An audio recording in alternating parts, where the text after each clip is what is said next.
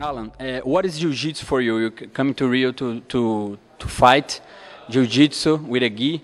And so, first question is, what's jiu-jitsu for you? I mean, jiu-jitsu is like the most rawest form of combat that is the best. You know, like back in the day, obviously everybody does a lot of different styles now, and people think that, you know, karate is, you know, a good style, or Muay Thai or whatever. It's all good and everything, but remember, in its rawest form, Brazilian Jiu-Jitsu still rules everything. So, you know, whenever I saw Royce Gracie back in the UFC, whenever I was a kid, I thought that was amazing. So I was obsessed with Brazilian Jiu-Jitsu. I looked for a place to train. You know, my parents used to drive me like an hour away to train with somebody that actually trained under Royce Gracie.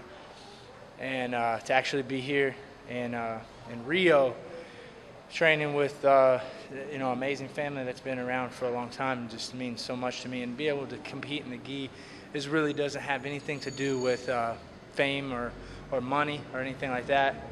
It's just a challenge for myself. Obviously, nobody thinks that I'm going to win this tournament or that I can compete in the gi against the best guys in the world. Although I'm a good athlete and I'm a good competitor, I still have a lot of work to do in the gi. So I'm just focusing on, you know, having a good showing here and you know, representing myself and just trying to bring the jiu-jitsu up. Jiu-jitsu is, you know, I love martial arts altogether. You know, I can't say that jiu-jitsu is my favorite, but I really like it. I like gi and no gi, and being here in Brazil, it's my second time being here, it's really cool. You're training gi in America all the time? Oh yeah. Yeah, I have a competition gi team with the kids and the adults. They're all traveling around. So yeah, we have a, you know, Team Alan Belcher MMA club and Team Orias alliance type of thing in the United States. We have a lot of good gi competitors that do. You know, a lot of people follow in my shoes, so they train with the gi, they train without the gi, no gi. They learn wrestling, striking, everything, you know. So I have a lot of people that kind of follow in my shoes. And, you know, some people may believe that you can't be good at different arts and be high level.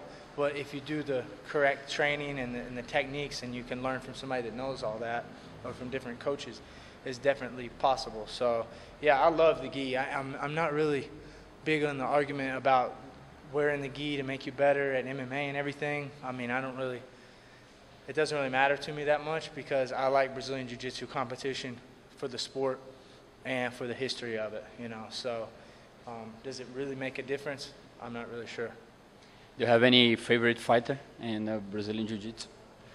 I mean, I like Belcher, I like Cyborg. Cyborg is, you know, he's really cool. He's a big guy, kind of like me, you know, but he's really flexible. He can move upside down and do a lot of athletic stuff. The tornado guard. Yeah, so I'm not real good with the tornado guard, but I do a lot of, you know, crazy stuff, leg locks and barambolos and that type of thing that people wouldn't think that a bigger person like me can do, you know. So I like to kind of, I like all the guys, man. Roger Gracie, Marcelo Garcia, obviously, I'm a big fan of his, and I like a lot of different guys. They all have different styles, you know. But as far as a favorite, I don't really have a favorite. But this year you're completing 10 years as a professional MMA fighter. What was your hardest fight, and what was your main lesson in 10 years fighting MMA in high level?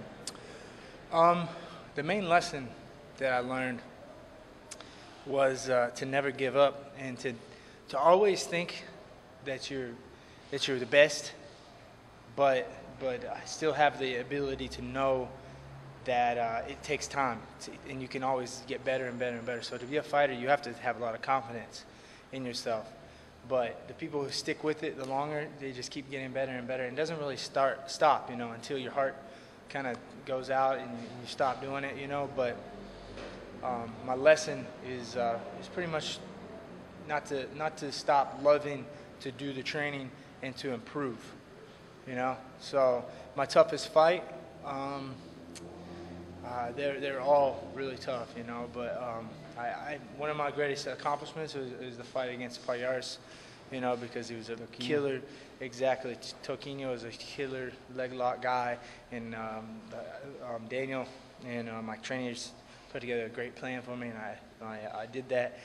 And you know, it was like one of those times where you just performed really good. So it was a tough training camp, but it made the fight really easy. Your future now? My future, I mean, right now jiu-jitsu is just this jiu-jitsu tournament is the only thing that I'm really thinking about in my future. You know, I'm obviously back home training. I'm training, helping fighters. Now I can work with them every day and kind of share what I know and help mold future fighters. And I'm still training every day. I train in the gi. I train no gi. I coach the MMA, you know, and teach a lot of students online. You know, have a little online university, some DVDs and stuff. So all the time doing things. I got to keep myself busy, you know, because I'm really kind of, my brain's all over the place. I'm really, it's hard for me to focus. So I have to work all the time. So I'm working my gym, my business, training people, private lessons, working privately with the fighters, training myself, you know, working online, you know, Facebook, internet type of thing. All the time just working. As far as MMA goes, I don't really, I'm just kind of taking a time off. I'm changing, not changing my game, but I'm developing myself. And right now, just doing this tournament is just one of the ways that I'm going to take my jiu-jitsu to the next level. And, you know, I feel like I have a solid foundation of mixed martial arts. But the grappling and the wrestling can definitely be higher. So I'm just improving my knowledge, getting stronger. And if and when I do, I can't really promise if I'm going to come back, because right now I'm just taking an indefinite break. And if I come back, when I do, it's going to be at light heavyweight, 205 pounds. I'm not going to do 185 middleweight anyway. You know, so I talked to the UFC about that, and we're going to talk about some matches maybe in the summer. I'm starting to get the desire back now that I don't really have the stress and have to worry about having a fight. I'm really wanting to compete, you know. So now I'm down here doing this tournament, which is, you know, kind of going against the best gi guys in the world, which is one of my weaknesses. It's just a challenge to myself. Yeah, you're busy enough now. You know, so yeah, right now I'm just worried about this and getting myself better, and I'm not really worried about the fight. But you know, I'll probably make a run at it. You know, so you guys will be the first to know. Thank you very much.